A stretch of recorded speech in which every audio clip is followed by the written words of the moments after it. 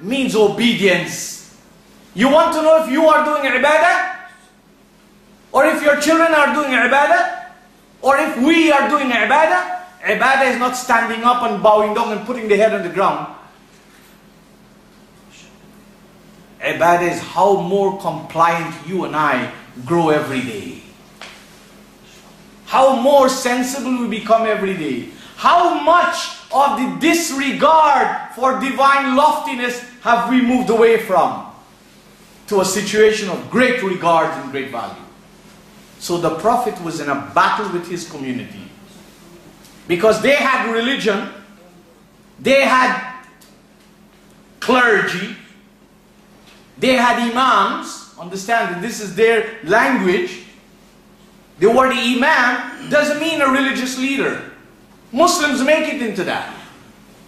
The word imam comes from the Arabic verb amma ya'ummu. Imam means to lead ahead. An imam is someone who takes his community ahead. An imam is not someone who stands up and leads you in prayer, who makes dua for you, who marry you and bury you when somebody is dead. This is the criteria of Muslims for imams. That's why the imams are on one side and the communities are on the other side. They only meet when they want to appease God. They only meet when they want to appease God and beg God. So let me call the imam and read some Qur'an for me. Or my father and mother died, call the imam to make dua for me. You know. In fact, I had the opportunity to listen to one of the most surprising statements by somebody who might, I don't know if his title is imam, but he's from the traditional Muslim community. And somebody had died and I was there to just pay my condolences, which is my human duty. So when I gave a talk, it was quite radical compared to their culture. So he said to me, the reason why we get together to read Qur'an for the dead, please listen well, is just in case the dead, when the person was alive, didn't do any good for himself or herself, we can put something in their account. What exactly do you think the community is doing? They're giving placebos to one another. And all those who do it and encourage others to do it are fooling around with reality. Because you and I cannot add to the financial statement, figuratively speaking, or the balance sheet of anybody who, when they had a chance, they didn't do it. But you got a lot of people who like to give placebos and who can make the placebo nice, and people like it. They want satisfaction.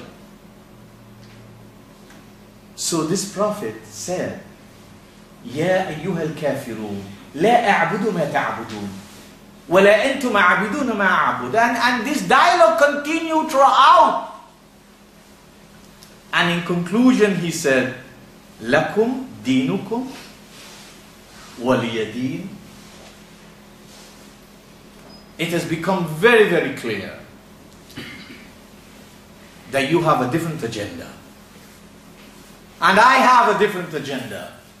My agenda is to enhance myself and society. Your agenda is to exploit society. And there's a difference between the deen of Allah and the deen of the Malik. If you study the chapter, Surah Yusuf, chapter 12, verse 40, you will understand that the difference between the deen of Allah, the social divine order of Allah, is all people are enhanced, embellished, exalted. There is no prejudice, there is no racism, there is no hatred, there is no discrimination, there is no oppression and suppression. Where do you find that? But in the deen of culture, in the human-made order, the humans are exploited because they are upper class and middle class and lower class. Don't you have people who are considered, they are born righteous and pious? They are born to be righteous and pious. They are born to be religious leaders. Well, I had an experience once. One man told me, you know, I happened to be in the university, and I happened to be the ecology officer, and it was my job to inspect the rooms. So lo and behold, I approached his room, and he was a senior student, but taking on responsibility has nothing to do with seniority or being a junior. So I said, my friend, how come under your bed is the remnants of big heap of peanuts? You know the shell of peanuts? You need to clean that. And how come there's a lot of dust under your bed? He said, you know who I am? I said, no, please tell me. He said, I'm a Sayyid. I said, oh, what does that mean? He said, I am special. I said, tell me how. He said, I have a direct link with the genes of the Prophet. I said, really? If the Prophet had genes like you, nobody will follow him.